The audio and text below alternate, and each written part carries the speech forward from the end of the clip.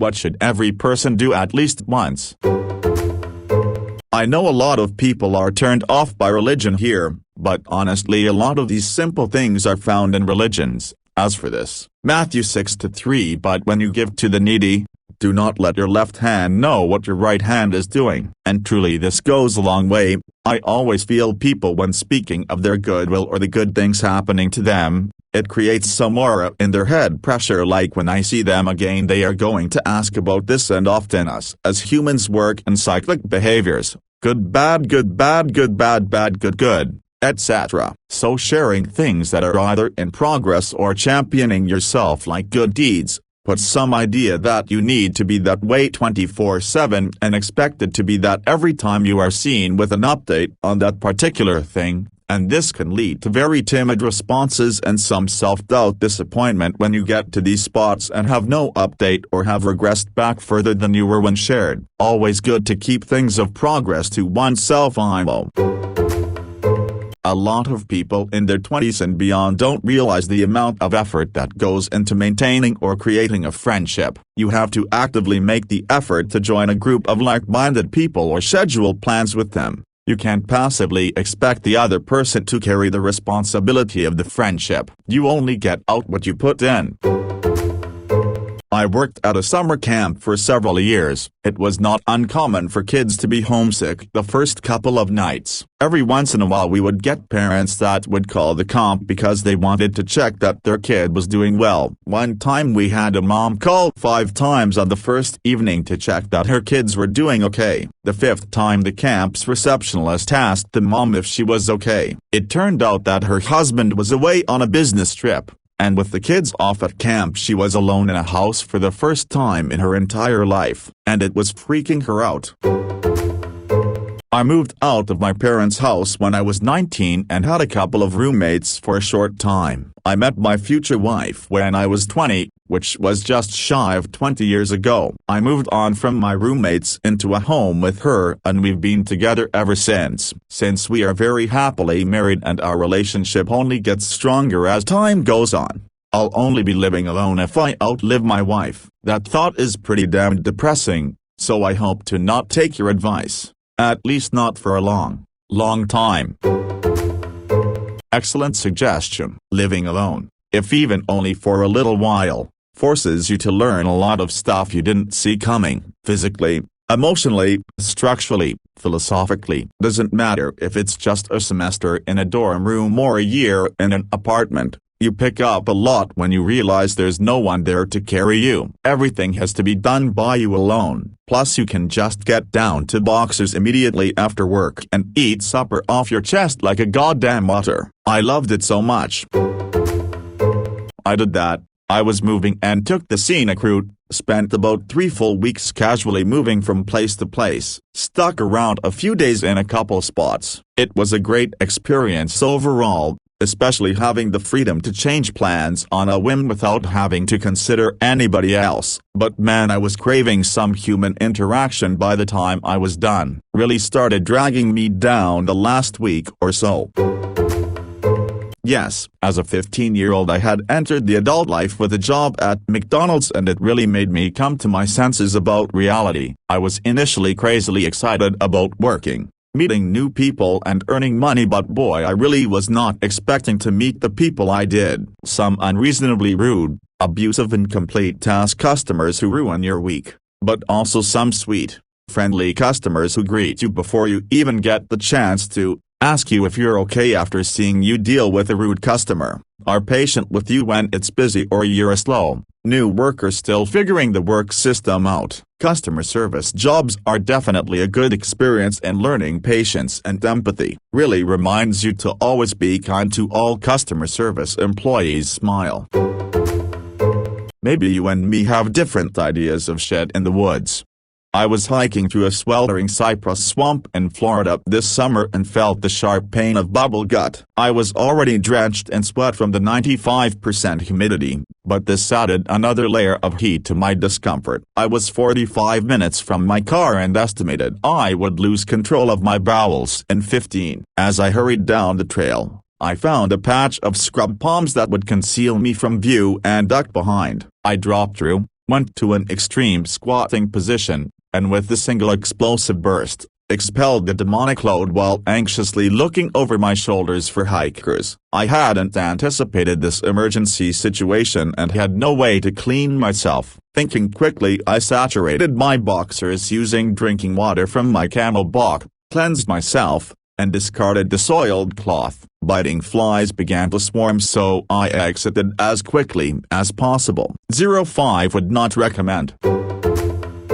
Just remember that you're standing on a planet that's evolving and revolving at 900 miles an hour. That's orbiting at 19 miles a second, so it's reckoned a sun that is the source of all our power. The sun and you and me and all the stars that we can see are moving at 1,000,000 miles a day, in an outer spiral arm, at 40,000 miles an hour of the galaxy we call the Milky Way. Our galaxy itself contains 100 billion stars. It's 100,000 light-years side to side. It bulges in the middle, 16,000 light-years thick, but out by us, it's just 3,000 light-years wide. We're 30,000 light-years from galactic central point. We go round every 200 million years. And our galaxy is only one of millions of billions in this amazing and expanding universe. The universe itself keeps on expanding and expanding in all of the directions it can whiz, as fast as it can go, the speed of light. 12 million miles a minute, and that's the fastest speed there is. So remember, when you're feeling very small and insecure, how amazingly unlikely is your birth, and pray that there's intelligent life somewhere up in space, cause there's bugger all down here on Earth. You should travel through Mexico with a beautiful woman. If you ever get to do it, you should do it in Cozumel, because that is the most beautiful island in the world, and you should experience it with una mujer Argentina con adios hermosos. And you should stay at the B Hotel and eat by the water, and after you eat you should lay on the hammocks over the water and look up at the stars and marvel that just that morning you were on the other side of the world. And you should taste her salty kisses for the first time at the B Hotel and hear the music and get lost in the moment when you stare into her beautiful eyes. At dinner she might steal your food, but that is okay. She is a food thief and everyone knows it, but you will know you would have given her your food and anything else she wanted. And you should spend your first night together in each other's arms, all night with her head on your chest to find it feels so good and comfortable, even when she snores louder than you thought was possible for a little woman. And the next day you should swim out to the dock and snorkel under the crystal clear ocean water and see all the fish and eat breakfast by the sea. And you should teach her to drive a scooter because she has never driven one, and you can laugh when she tries driving for the first time. And when it is your turn to drive, you should drive as fast as you can down the coastal road with her arms tight around your chest. And when the rains come you won't even care because it is still so warm, and she will put her legs out and laugh when they get splashed and yell "I love this" through the rain. And you should go to the Ibarra Star even though you will only see the room and mostly only the bed. And you should teach her about the music of Otis Redding. Every woman should know about Otis Redding because he is the greatest singer of all time. And you should feel her on top of you for the first time, writhing in ecstasy, giving her body to you. And you should drive the scooter further down the coast and go to La Playa Palancar and teach her to skip rocks and stare disbelieving when you find a cowboy hat you like and you try to negotiate, but she says out loud that she loves it, so that's the worst thing. Everyone knows a man will not negotiate with another man whose beautiful woman has said she loves a hat on him. Per Westabian, because you will laugh about it later and tell her she is ruining your negotiations, but it is worth it. And you should drive to the lighthouse and walk all the way to the top and talk about how small the people look below and how big the sea looks, the way life should be. And you should have some Dos Equis at the Bob Marley bar and watch the ocean waves roll in. Then you should get back on the scooter and go over to the east side, the wild side, Salvage. Somewhere along the way where there is no one around she will yell "I want go there" and point to the most beautiful water you have ever seen. And watching her jump happily into the water in her tiny underwear you will think "I just want to observe the beauty," so you will. Capturing the memories. If you join her you will be met with a salty kiss and an arm around your neck and a beautiful woman telling you she loves this place. Of course she loves this place. It's Cozumel. It's better than any other place in the world. And then you will want to go to Ventanas del Mar, a place fitting for Ernest Hemingway himself, with iguanas and a pool shaped like a heart and no one calling you because there is no cell phone service. Rooms up high surrounded by the ocean with waves crashing onto the shore all around you and below you. And at night when you feel high from the weed, you should eat the lobster and watch the sun go down and sit on the chairs on the balcony and watch the stars come out. 100 million stars that will make you cry because it is so beautiful. You will feel like the only two people left on Earth. It will seem like the most beautiful thing you have ever seen, but then she will take your hand and lead you to the bed and say wait, and she will close all the windows and pull the shades closed. You will still hear the waves crashing and still smell the salt in the air and still feel the wind coming off the sea, and it's only when she comes back to the bed you will realize that you have been lost in the moments like nothing you have ever felt before. The great adventure will have happened, and then you will think about the passion and the desire. Twisted bedsheets and exhausted lovers tangled in each other's arms, and the wind and the ocean and the nights under the stars, and you will smile, because it will be beautiful, and you will think about it every day for the rest of your life. Get drunk. I learned so much about myself when I was drunk. I recommend that everyone try it at least once. Of course, do it safely. For example, don't drink too much that you get alcohol poisoning. Don't drink with an empty stomach. Don't do it alone. Don't do it if you're too young. Don't do it if there are circumstances related to your health wherein if you were to drink alcohol you could suffer intense side effects, like if you're on specific medication. And most of all, don't do it too often. Was looking for this one. Though I'd specify psychedelics, since not all drugs that make you hallucinate are as safe or give you the same life-changing experience. You can never truly know all that you're capable of until you explore what your mind has to offer. Also, there's like almost no way to harm yourself with these drugs. Kinda an umbrella, but learn a post-apocalypse skill. That's what I call them in my head. Mine was blacksmithing. I took a blacksmithing course over the summer, and learned a staggering amount about what it takes to take raw materials and turn them into useful tools. I have a background in geology, and metallurgy has always interested me, so it made sense. Seriously, find something low or no tech that makes you feel accomplished. Woodworking, smithing, animal husbandry, archery, soap making, beekeeping. Hell, grow some corn, something to remind you where we've been as a species.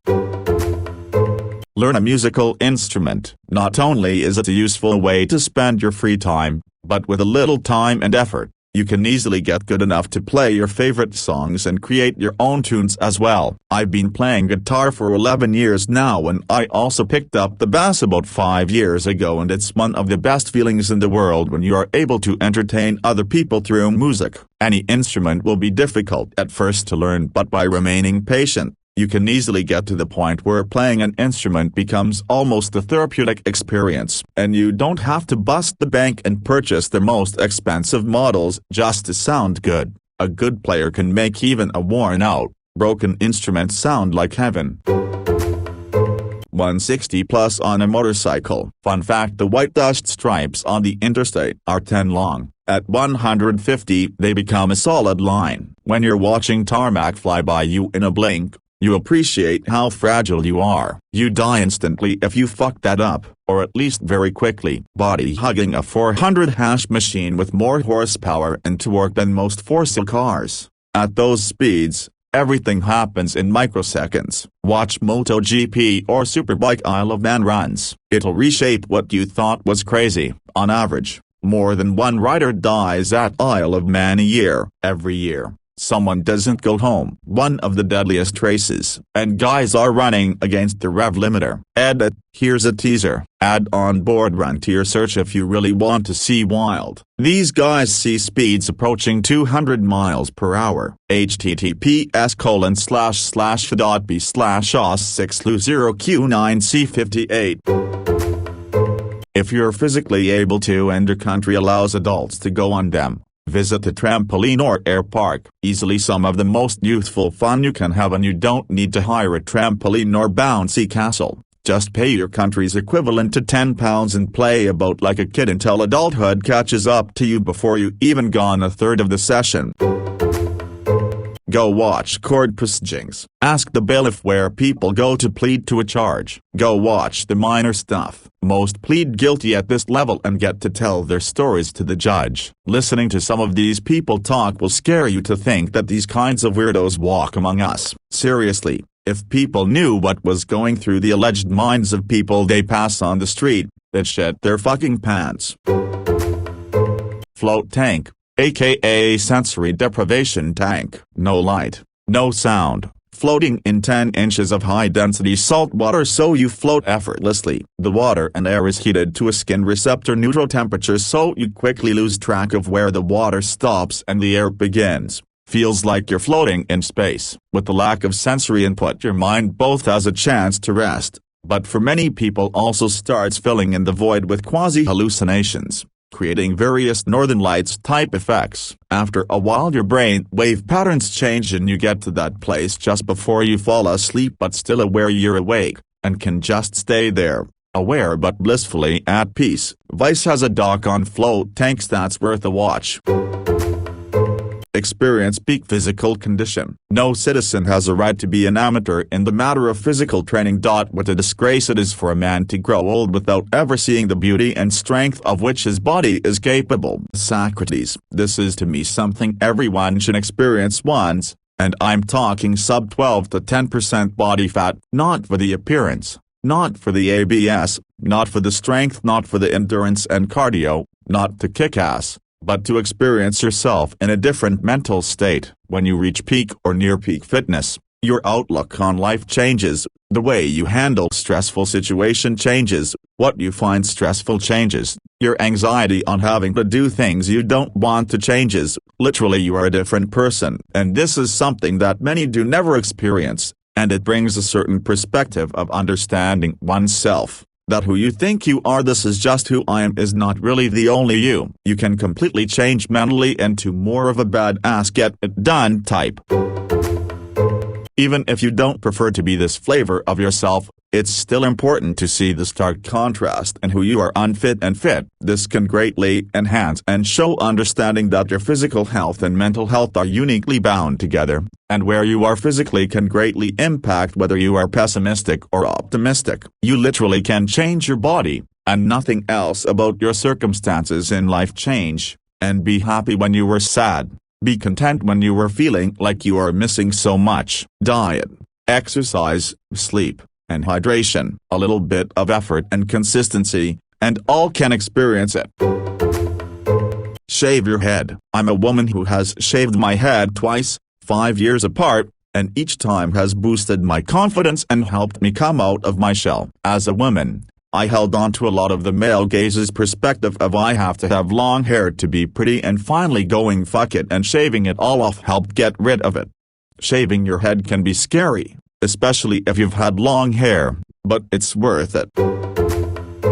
Just spend a few days completely out from the world. Politics, don't know, care. Social issues, don't know, care. Finances, health, friendships, enemies, items, etc. etc. In today's world, I fear sometimes the amount of information some of us take in might be a little too much in the long run. It's strangely nice to pretend like nothing exists outside of go to work, have a snack, chill, sleep. Important note, only for a few days, however. Visit your country's major historical places. Visit your country's states' capitals and the main capital. Maybe the capitals of the neighboring countries too, if possible. Can get quite a number of trips here in Europe. Visit a great museum. Try to see one of your favorite music acts live at least once. Do some voluntary work for your community. Experience nature consciously, without talking, taking pictures or other distractions. Learn to meditate. Speak your mind to someone who is bothering you and not give a shit about the consequences. For example, what you are doing is creepy / weird / uncalled for, and just remain truthful, Call them out if they lie or deny anything and tell them what you think of them. A lot of people can handle the truth and can be an eye-opener. It feels great and oftentimes ends up with them respecting you. It should never be a crime speaking the truth, and most people will respect it, not to mention you deserve to stand up for yourself.